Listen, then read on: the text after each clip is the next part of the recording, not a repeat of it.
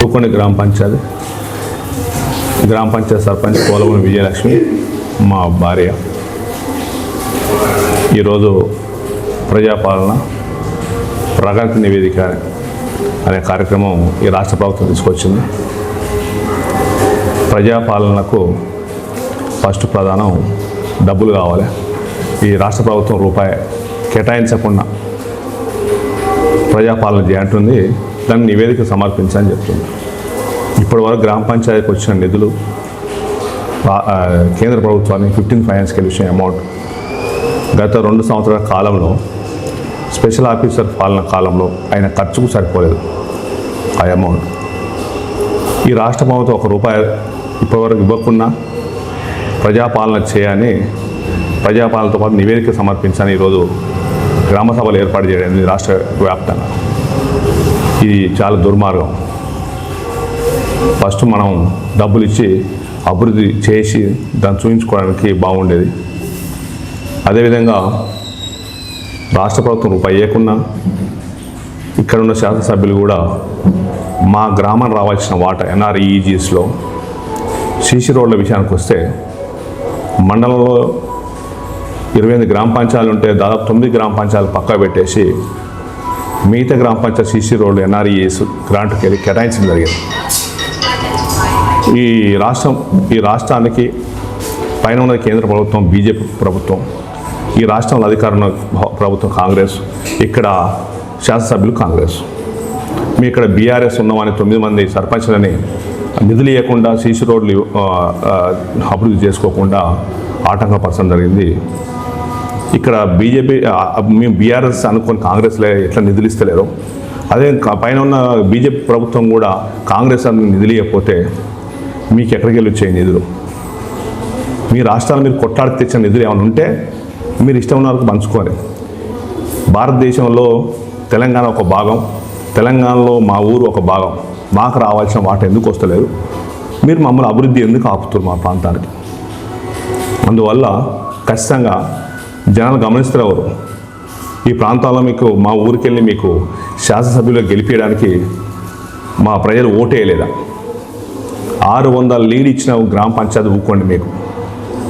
మీకు ఓటేస్తే గెలిస్తే కదా మీకు నిధులు వచ్చింది. మీరు ఆ నిధులు మాకు పంచకుండా మమ్మల్ని ఎందుకు, మా ప్రజలను ఎందుకు మోసం చేస్తారు?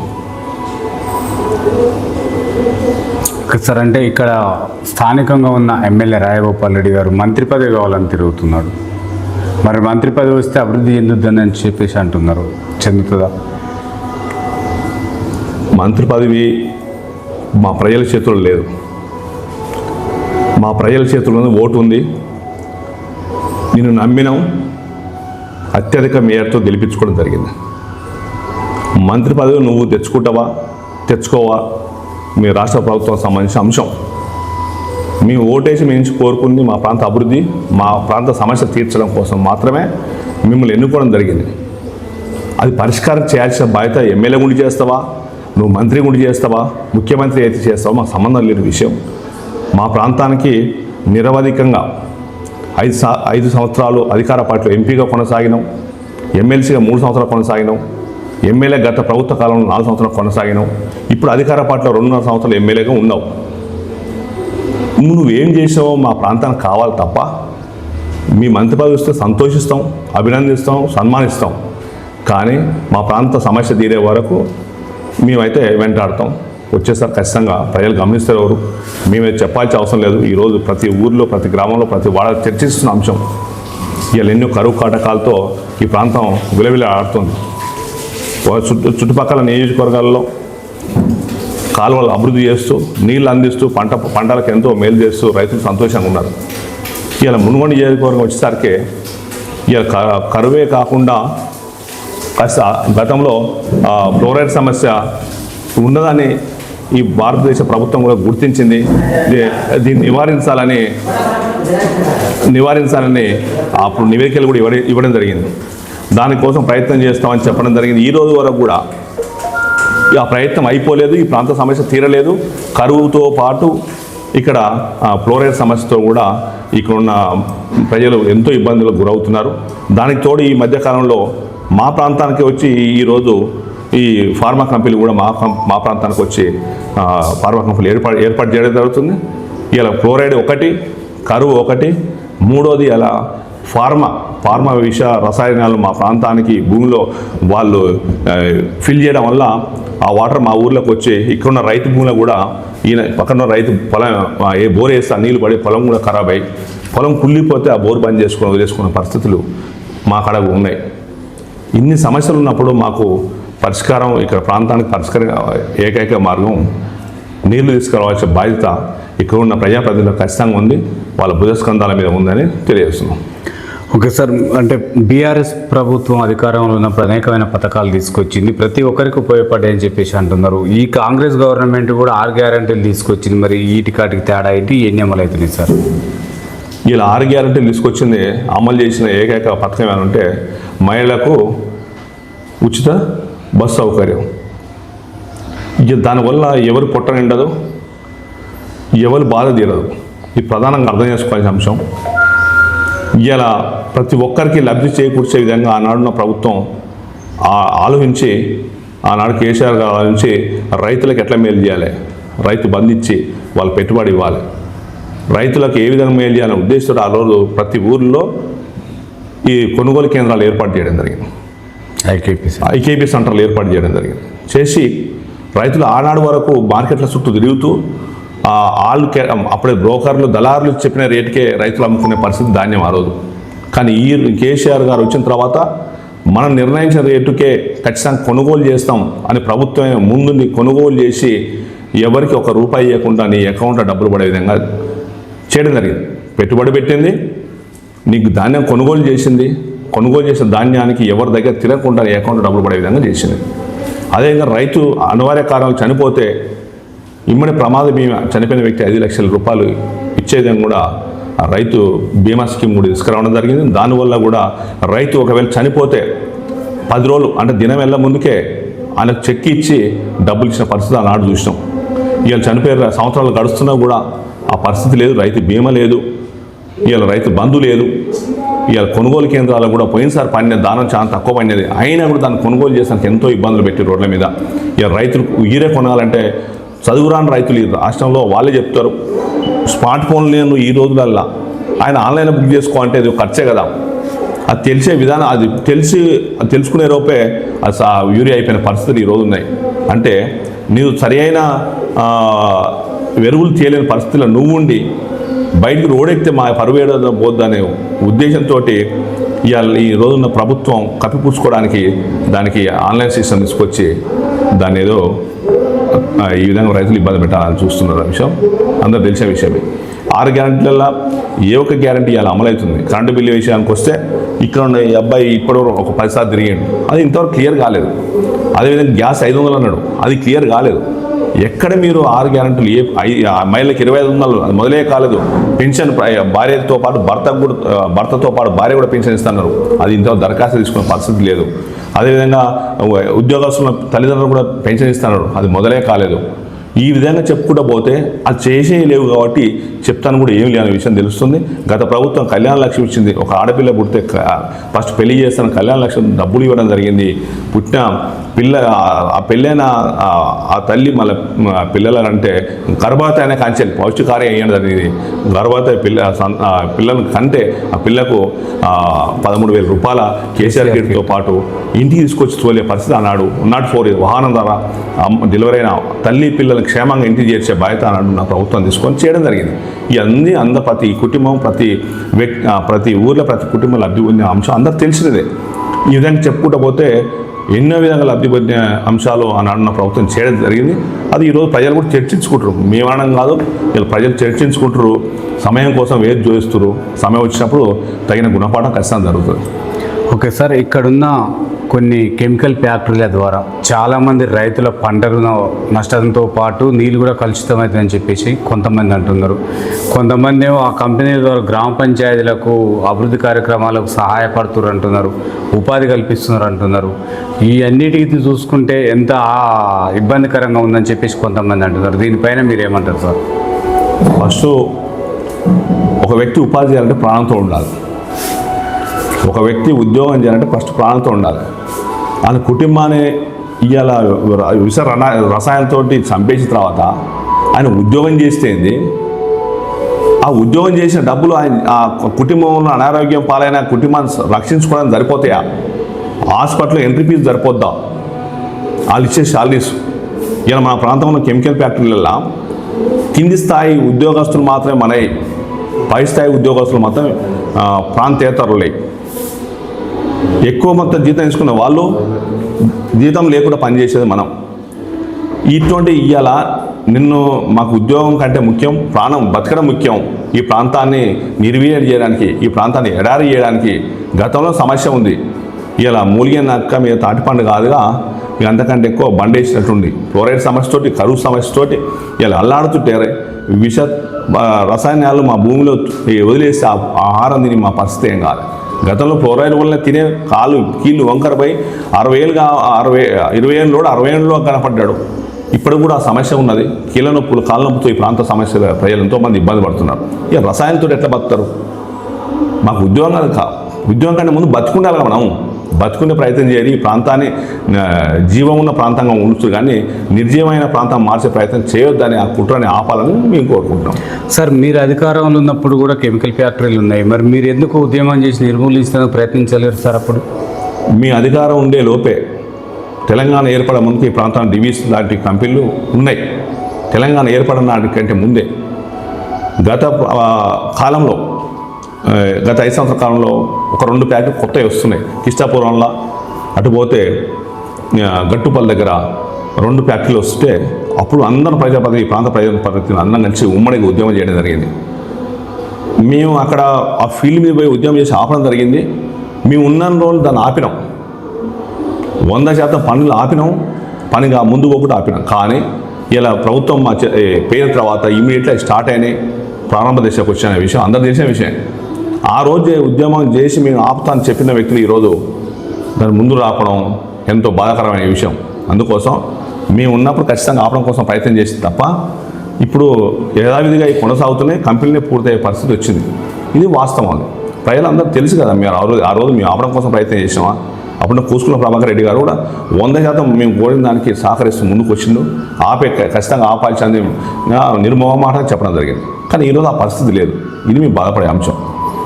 సార్, అప్పుడు మొన్నటి వరకు కూడా ఇక్కడ అధికార పార్టీ ఎమ్మెల్యే ఉన్నాడు, సర్పంచ్ కూడా ఉన్నారు సార్ ప్రతిపక్షం నుంచి. ఎట్లాంటి అభివృద్ధి జరిగింది? మా ఊకొని గ్రామానికి విషయానికి వస్తే ఇప్పటివరకు ప్రణాళికబద్ధంగా మా ఊకొని గ్రామాన్ని ఏర్పాటు చేసిన వ్యక్తులు లేరు. ఈ నెల ఇది మార్చి, ఏప్రిల్, ఫిబ్రవరి కానీ స్టార్ట్ అయ్యేది. కనీసం 50% మా ఊళ్ళో దాదాపు 700 ఇండ్లు ఉన్నాయి. అంటే 300 ఇండ్ల కూడా నీళ్ళు అందించలేని పరిస్థితి మా గ్రామంలో ఉండే. ఇక్కడ డీటీ అంటే ఇప్పుడు ఎంఆర్ఓగా ఉన్న మునుగోడు ఎంఆర్ఓ గారు ఇక్కడ స్పెషల్ ఆఫీసర్గా పనిచేయడం జరిగింది. అతనికి నైట్ 12 గంటలకు కూడా, నైట్ 1కి కూడా ప్రజలు ఫోన్ చేసి మాకు నీళ్ళు లేవయ్యా, మీ ఇబ్బందుల పాలవుతామని చెప్పిన రోజు ఉండేది. ఇది వాస్తవం, ఆయన చెప్తాడు, నేను చెప్పాల్సిన అవసరం లేదు. అటువంటి పరిస్థితి ఈ నెలలో ఉండేది. సరే, మాకు ప్రజలు మమ్మల్ని నమ్మిరు, ప్రజలు చేస్తారు ఖచ్చితంగా ఉద్దేశంతో నమ్మిరు. ఆ నమ్మకాన్ని ఒమ్మి చేసుకోవద్దని ఇక్కడ నిధులు లేకుండా కూడా వచ్చినాడు తీసుకుందాం అనే ఉద్దేశంతో అప్పులు తెచ్చైనా ఈరోజు మేము ఆ సమస్య పరిష్కరించినాం. ఒక బోర్ వేసుకున్నాం, ఇంకొక బోర్ లీజ్ తీసుకున్నాం. ఎక్కడైతే నీళ్ళు వృధా అవుతున్నాయో దాన్ని అరికట్టే విధంగా కొత్త లైన్లు వేసుకున్నాం. కొత్త పైప్ లైన్ వేసి ప్రతి ఇంటికి నీళ్ళు అందించే కార్యక్రమం తీసుకున్నాం. దాంట్లో మేము 2 నెలలు సక్సెస్ అయినాం. ఈరోజు సఫిషియెంట్గా ప్రతి ఇంటికి నీళ్ళు అందించే విధంగా మేము ఉన్నాం. ఇది ఇంతవరకు పరిష్కరించుకోగలిగినాం. దాంతోపాటు వీధి లైట్ల విషయానికి వస్తే ఇక్కడ ఉన్న ఎంపీ గారు అన్ని గ్రామాలకు ఇవ్వడం జరిగింది. అంటే ఎమ్మెల్యే ఆదేశాల అనుసారం మాత్రమే ఇస్తున్న ఎంపీ గారు ప్రమేయం లేదు. ఇక్కడ ఎంపీ వారు తప్పు పట్టాల్సిన అంశం ఏం లేదు. మా ఊరికి ఇవ్వాల్సిన లైట్లు కూడా ఇంతవరకు ఇవ్వలేదు. కనీసం వీధి లైట్లు ఖచ్చితంగా అవసరం ప్రతి ఊరికి. అన్ని గ్రామాలకు 60 లైట్లు ఇవ్వడం జరిగింది. కానీ మా ఊరికి ఆ ఎల్ఈడి లైట్లు ఇవ్వలేదు. అయినా మేము సొంతంగా తెచ్చి తర్వాత ఎప్పుడొస్తో బిల్లు తీసుకున్న ఉద్దేశంతో మేము 100 లైట్లు తీసుకొచ్చి ఎల్ఈడి లైట్ కూడా ప్రతి ఇంటి ముందు వెలిగే విధంగా ఆల్రెడీ ఫిక్స్ చేయడం జరిగింది. ఇట్లా ఇన్ని సమస్యలు ఉన్నా కూడా మాకు అక్కడ ఉన్న అధికార పార్టీ ఎమ్మెల్యే సహకరించకపోయినా ఈ ముందుకు పోవడం కోసం మేము ప్రయత్నం చేస్తున్నాం. దీనికి ఇక్కడ అసలు గమనించాల్సిన విషయం ఏంటంటే ఎలక్షన్ వరకే రాజకీయాలు ఉండాలి తప్ప ఎలక్షన్ అయిపోయిన తర్వాత ప్రజలందరూ ఒకటే, ప్రజలకు అందరూ మనమంతా సమానం అనే ఉద్దేశం లక్ష్యంతో ముందుకు పోతే ఎవరితోటి ఎవరికి ఇబ్బంది రానే విషయం అందరూ గమనిస్తే బాగుంటుంది. ఎందుకంటే నీకు ఓటేసారు, మాకు ఓటేసారు, నీకు మెజార్టీ అత్యధికంగా ఇచ్చారు, మాకు గెలిపించారు. మరి నువ్వు ఇప్పుడు ఇచ్చిన 5 సంవత్సరాలు వీళ్ళు ఇచ్చిన నీకు లైఫే కాబట్టి వీళ్ళు న్యాయం చేయకపోతే ఇప్పుడు చేస్తాం అనే విషయం ప్రతి ఒక్కరు గమనించుకుంటే ప్రజలతో మనకు సమస్య రానే విషయం ప్రతి ఒక్కరు ఆలోచించాలి. ఓకే సార్, ఇక్కడ ఊకొండిలో ఉన్న సమస్యలు సార్ ప్రజలు మా దృష్టి తీసుకొచ్చారు. సీసీ రోడ్లు పూర్తి కాలేవు, తర్వాత వీధి కుక్కలతోటి సమస్య ఉంది, కోతులతోటి సమస్య ఉంది, మంచినీటి కొరత ఏర్పడుతుంది, ఐకేపీ సెంటరింగ్ ఏర్పాటు చేయలేరు, ఇందిరమ్మ ఇండ్లలో అవకతవకలు జరుగుతున్నాయని చెప్పేసి అంటున్నారు. ఇవి ఎంత మటుకు వాస్తవం అంటారా, లేక నిజంగా ఈ సమస్యలు ఉన్నాయంటారా సార్? ప్రజలు ఇంకా అంటున్నారంటే ప్రజలు ఏమి ఉంటే చెప్పరు కదా, ప్రజలు చూసిందే మాట్లాడతారు. ఇలా ప్రజలు మనం తప్పు పట్టాల్సిన అవసరం లేదు. వాళ్ళకు 100% దాని మీద అవగాహన ఉంది, సమస్య ఉంది కాబట్టే ఆ సమస్యను వాళ్ళు వెళ్ళిపుచ్చారు. దాన్ని పరిష్కరించాల్సిన బాధ్యత ఒక సర్పంచ్గా నా వంతు ఎంతవరకు చేయగలుగుతాం, నా పరిధి ఎంతవరకు ఉంటుందో అంతవరకు చేయగలుగుతాం. దాని పైన స్థాయిలు కూడా దాన్ని సహకరించి పూర్తి చేస్తే ప్రజల నుంచి ఎటువంటి ఇబ్బందులు ఏం రావు. అది ప్రతి ఒక్కరు గమనించాల్సిన అవసరం. ఈ వీధి కుక్కల విషయానికి వస్తే దాని పరిష్కారం అనేది ప్రభుత్వం ఇంతవరకు ఏం చెప్పట్లేదు. అది చెప్తే దాన్ని బట్టి మనం కూడా ముందు పోతాం, దాని ఎటువంటి ఇబ్బంది లేదు. ఇందిరామిల్ల విషయంలో ప్రజలు మీకు చెప్పింది అది వాస్తవం అయితే వాళ్ళు మాట్లాడతారు. అప్పుడున్న వాళ్ళు నిర్ణయం తీసుకుని వాళ్ళు ఇచ్చారు, దాంట్లో ఎటువంటి ఇబ్బంది లేదు. ఐకేపీస్ అంటారు ఆల్రెడీ గతంలో పెట్టిన విధంగా అన్నే పెట్టడం జరిగింది. దాని కొంతమంది ప్రజలు కూడా ఊరి దగ్గర ఉంటే బాగుండని కోరుకోరు, కానీ వానాకాలం కూడా ఇచ్చే వ్యక్తి కావాలని ఇప్పుడు మా పిఎస్సిఎస్ వాళ్ళు అడగడం జరిగింది. అందువల్ల సరే వానాకాలం కూడా అతను ఇస్తున్నారు కాబట్టి అక్కడ ఏర్పాటు చేయడం జరిగింది. ఒకసారి ఇక్కడ విద్యార్థులు కూడా లైబ్రరీని కావాలి, ఒకవేళ అందులో బుక్స్ కావాలని చెప్పేసి అంటున్నారు సార్. మరి ఆ ఏర్పాట్లు ఏమన్నా చేస్తారో ఒక సర్పంచ్గా? మీ సతీమణి గారు సర్పంచ్గా ఉన్నారు. మేము 100% ప్రయత్నం చేద్దామని చూస్తున్నాం. మాకు సహకరించే వ్యక్తులు కావాలి. ఇవన్నీ ఆర్థిక అంశాలతో కూడుకున్న అంశాలు. దీనికి ఏ ఒక్కరి జోలికి వెళ్ళి పెడితే ఇది అయ్యే పని కాదు. కాబట్టి అందరి సహకారం, ప్రభుత్వ సహకారం మనం సహకరిస్తే నేను తిరగడానికి ఏడికైనా సిద్ధంగా ఉన్నా. ఏ నైట్ ఏ ఎమ్మెల్యే దగ్గర రావడానికనే సిద్ధమే, ఎంపీ దగ్గర రావడానికనే సిద్ధమే, మినిస్టర్ దగ్గర రావడానికనే సిద్ధమే, ప్రతిపాదన ఇవ్వడానికి సిద్ధమే, నేను ఎస్టిమేషన్ ఇవ్వడానికి సిద్ధంగా ఉన్నాను. నేను ప్రతిపక్ష ఇప్పుడు అధికార పక్షం అనుకున్న ఊకొల్లే ప్రతిపక్షం ఎవరైతారో వాళ్ళ ఫండ్స్ తీసుకొచ్చి మీరు డెవలప్మెంట్ చేస్తామంటే సహకరించడానికి కూడా సిద్ధమే. సార్ ఇంకోటి, ఇక్కడ గ్రామ భద్రత ఉద్దేశించి గతంలో వరకు కూడా మాకు ఎట్లాంటి ఏర్పాట్లు లేవని చెప్పేసి ఇక్కడ మహిళలు కూడా కొంతమంది మా దృష్టి తీసుకురావడం జరిగింది సార్. లోకం మీద జరిగే సమస్యలు చూస్తున్నాం సార్. విలేజ్లలో కూడా చాలా భద్రత అవసరం. మొన్నటి వరకు సర్పంచ్ వ్యవస్థ అంటే సర్పంచ్ లేకపోవడంతో ఎట్లాంటి రక్షణ లేదు. మరి ఇప్పుడు మాకు రక్షణ కావాలి అని చెప్పేసి అంటున్నారు. గ్రామ భద్రత కోసం మీరు ఏం చర్యలు తీసుకోబోతున్నారు? ఇప్పుడు నిన్న మనం కూడా స్కూల్లో ఒక ఇన్సిడెంట్ జరిగింది. ఇది వాస్తవం. కొంతమంది పిల్లలు తాగుబోతులుగా తయారయ్యారు, దాన్ని విచ్చలవిడిగా ఇబ్బంది పెడుతున్న విషయం అందరికీ వాస్తవం. అది దానికి కొంతమంది యువకులు కూడా నిన్న మనం స్పందించడం జరిగింది. నా వంతుని సహకరిస్తే సీసీ కెమెరాలు ఏర్పాటు చేసుకున్నాను అన్నారు. ఆ విధంగా ముందుకు వస్తే మన వాళ్ళందరూ ముందుకు వచ్చిన నా వంతు కూడా నేను దానికి వేసి సీసీ కెమెరాలు ఏర్పడడానికి మేము సిద్ధంగా ఉన్నాం. ఆ విధంగా ప్రయత్నం చేస్తున్నాం, ముందుకు వెళ్ళాలని చూస్తున్నాం. సార్ ఇక్కడ స్థానికంగా ఉన్న ఎమ్మెల్యే గారు బెల్ట్ షాపులు మొత్తం నిర్మూలించిన అని చెప్పేసి అంటున్నారు. ఇక్కడనే మొత్తం కూడా యువత తాగుడుకు బానిసలు, డ్రగ్స్కు బానిసలు అవుతున్నారు. ఫోన్ యాపింగ్లో కూడా ఇబ్బంది పడుతున్నారు సార్. మరి యువతలో చైతన్యం రావాలంటే మీరు తల్లిదండ్రుల్లో చైతన్యం తీసుకొస్తారా? మీరు కొత్తగా ఏమన్నా వాళ్ళకు చర్యలు సూచనలు సలహాలు ఇస్తారా సార్? యువత వాస్తవంగా మీరు చెప్పింది 100% ఏకీభవిస్తా. అయితే ఈరోజు నాతో పాటు ఇక్కడ ఎవరైతే విద్యావంతులు, ఉద్యోగస్తులు, వివిధ రకాల వ్యక్తులు, మా వ్యాపారస్తులు, వివిధ రకాల వ్యక్తులు, సెటిల్ అయిన వ్యక్తులు ఉన్నారు. వీళ్ళందరూ సహకారంతో ఖచ్చితంగా మార్పు పోదామని ఆలోచిస్తున్నాను. వాళ్ళ సహకారం 100% ఉంటే ఖచ్చితంగా మా ఊర్లో ఉన్న సమస్యలు అందరికీ తెలుసు, దానివల్ల ఇబ్బందులు తెలుసు. అందువల్ల అందరూ ముందుకు వచ్చి సహకరిస్తే ఖచ్చితంగా మార్చే ప్రయత్నం చేద్దాం. ఏ ఒక్కరు అనుకుంటే ఇది కాదు. ఇలా ఒక నష్టం ఫస్ట్ పక్కింటి స్టార్ట్ అయితే అనుకుంటాం, ఆయన వదిలేస్తే తర్వాత మన కాడికి వస్తుంది. అందుకోసం ప్రతి ఒక్కరు గమనిస్తే పక్కింటి సమస్యను మన సమస్యను మనం భావిస్తే ఏంటి సమస్య ఉండదు, దాన్ని పరిష్కరించవచ్చు. సార్ ఈరోజు జరిగే గ్రామ సభలో సమస్యలను మీరు ఎలా పరిష్కరిస్తారు సార్? అంతా పాలకవర్గం కానీ ఉప సర్పంచ్ గారి సహకారాలతోటి ఎలా పరిష్కరించడానికి మీ కాడ ప్రణాళిక ఉంది సార్? ఇప్పుడు నేను ప్రజాపాలనగా ప్రగతి నివేదిక నేను యాక్సెప్ట్ చేయట్లేదు మొట్టమొదటిసారిగా. ఎందుకంటే డబ్బులు ఏమి పాలన ఏంది, దానికి ప్రగతి నివేదిక ఏంది, వీళ్ళ పరిష్కారం అయ్యేదే ఉంది.